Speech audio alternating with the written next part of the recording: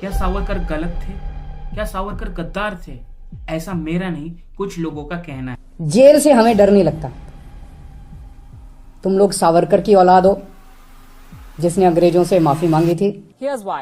The Congress government in Rajasthan has removed the prefix Veer from Savarkar's name in the class 10 social science textbooks. आज मेरा आपसे एक सवाल है, सावरकर ये आपकी नजर में कौन थे, हीरो या विलन? इस सवाल का जवाब वीडियो के अंत में कमेंट बॉक्स में जरूर दीजिएगा, लेकिन उससे पहले इसे देखिए। क्या सावरकर आपके नहीं है क्या? क्या आपने उनको उठा के फेंक दिया? क्या सावरकर को आपने फेंक दिया? उठा के फेंक दिया? अरे जवाब दीजिए, सावरकर को आपने फेंक दिया क्या? उठा के फेंक दिया? बाहर कर दिया? क्योंकि अगर आपने किया तो बहुत अच्छा किया। Now, the committee which was set up to review the textbook has even added a point about Savarkar's apology for revolutionary activities in 1910. This has become a controversial decision because Savarkar is not any other leader. He was the formulator and chief proponent of the Hindutva philosophy. He's even credited with popularizing the term Hindutva.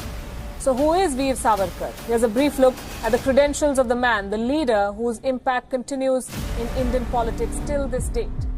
ये वही लोग हैं जो सावरकर की ideology का मजाक उड़ा रहे हैं, सावरकर का मजाक उड़ा रहे हैं। उन सावरकर का जिन्हें हम बचपन से ही सावरकर नहीं बल्कि स्वातंत्रवीर सावरकर नाम से संबोधित होते हुए सुना है, और हम खुद भी बोलते हैं। लेकिन इन जैसे कुछ घटिया लोग उनका मजाक उड़ाते हैं। लेकिन अगर सावरकर जी को समझना है तो हमें पहले इतिहास की कुछ झलकें देखनी पड़ेगी। विनायक दामोदर सावरकर का जन्म 28 मई 1883 में ग्राम भागुर, नासिक, ब्रिटिश भारत में हुआ था। अब आप सोच रहे होंगे कि स्वतंत्रता सेनानी और क्रांतिकारी होने की वजह से ये ज्यादा पढ़े लिखे तो होंगे नहीं।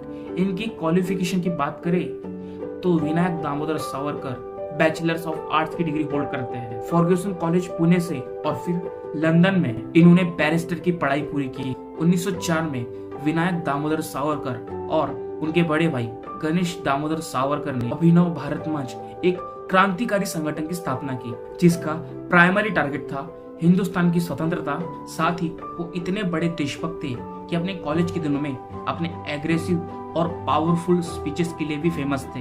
लंदन में रहते हुए उन्होंने बड़े बड़े कारनामे किए थे। फिर 1909 में लंदन से बैरिस्टरेट लॉ की एग्जामिनेशन पास करने के बाद उन्होंने लंदन में वकालत करने की सोची, लेकिन अनफॉर्चुनेटली उन्हें वहां परमिशन नहीं मिली।